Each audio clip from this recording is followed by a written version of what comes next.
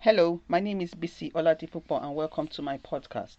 My website can be found at www.inspiredwords.org. Today I'll be sharing on the cost of disobedience. Solomon started out well. As a matter of fact, he was the wisest king that lived in his days. 1 King 10 verse 23, and I read, "So King Solomon exceeded all the kings of the earth for riches and for wisdom." When Solomon completed building the house of God, the Lord honored him with his presence, which even today many have yet to experience. 2 Chronicles 5 verses 13 to 14, and I read, "It came even to pass, as the trumpeters and singers were as one, to make one sound to be heard in praising and thanking the Lord.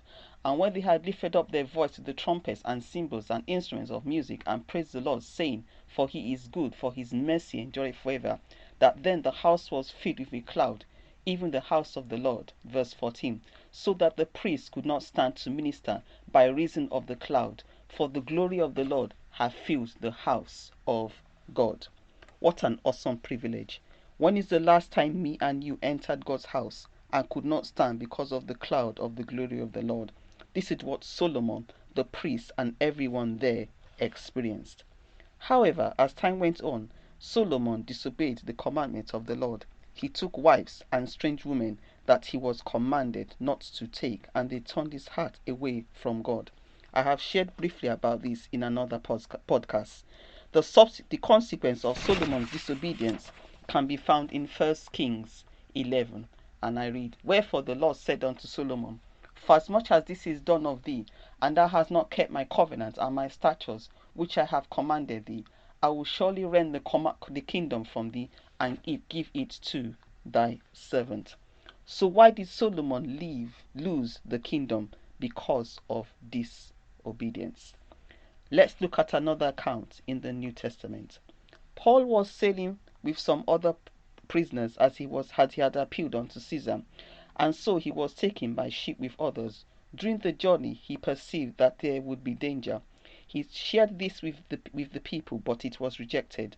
Acts 27 verses 9 to 11, and I read, "Now when much time was spent, and when sailing was now dangerous, because the fast was already past, Paul admonished them, and said unto them, Sirs, I perceive that this voyage will be with hurt and much damage, not only of the lading and ship, but also of our lives." Verse 11, "Nevertheless the centurion believed the master and the owner of the ship more than those things which were spoken by Paul." So we can see here that the centurion believed the master and owner of the ship rather than Paul. Subsequently, they got into danger according to Acts 27 verses 14 to 15. I'll not read the whole experience, but let's look at verse 20 of the same chapter. Acts 27 verse 20, and I read, "And when neither sun nor stars in many days appeared, and no small tempest lay on us, all hope that we should be saved was then taken away." So we can see that the ship did get into trouble. As Paul had mentioned, this could have been avoided if they had listened to Paul. Now let's look at Paul's response in the same chapter from verse 21 to verse 25. Verse 21, Acts 27. "But after long abstinence, Paul stood in the midst of them and said, Sirs, you should have hearkened unto me, and not have loosed from Crete to have gained this harm and loss. And now exhort you to be of good cheer, for there shall be no loss of any man's life among you, but of the ship. For there stood by me this night the angel of God, whose I am and whom I serve, saying, Fear not, Paul, thou must be brought before Caesar, and lo, God has given thee all them that say with thee." Verse 25, "Wherefore, sirs, be of good cheer, for I believe God it shall be even as it was told of me." Yes, they eventually reached their desired destination, but it was not without turbulence. That could have been avoided if they had listened to Paul.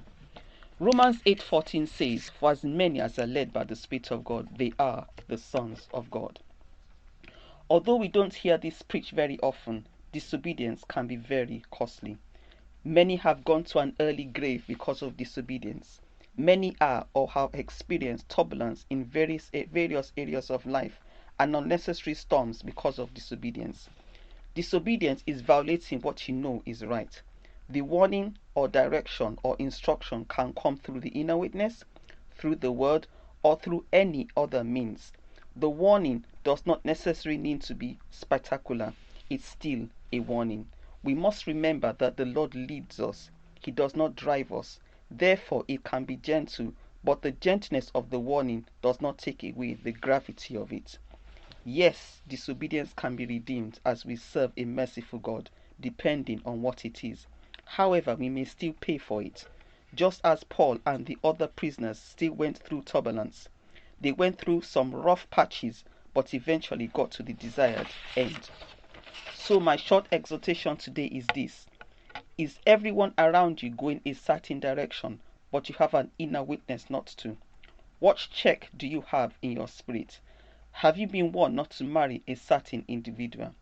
Have you been warned not to relocate to a certain place? The list goes on. Then obey. The Lord has something better in stock. His warnings are always for our good.